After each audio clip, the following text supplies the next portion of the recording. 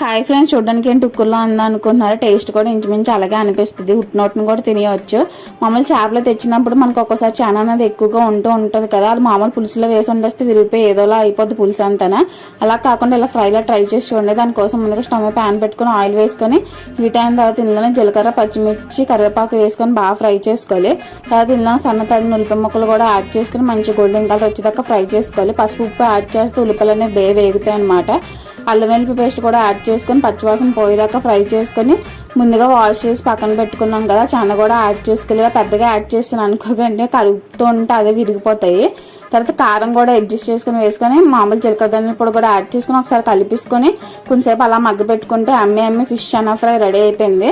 మీకు కనుక మా వీడియోస్ నచ్చితే please like, share and subscribe మీకు సబ్బే యూట్యూబ్ ఛానల్ ఫాలో అవడం మర్చిపోకండి ఫ్రెండ్స్. ఒక లైక్ కొట్టండి. అలా వెళ్ళిపోకుండా మంచి వీడియోస్తో మేము ముందుకు వస్తూనే ఉంటాం. కొంచెం సపోర్ట్ చేయండి ఫ్రెండ్స్ మన ఛానల్ని.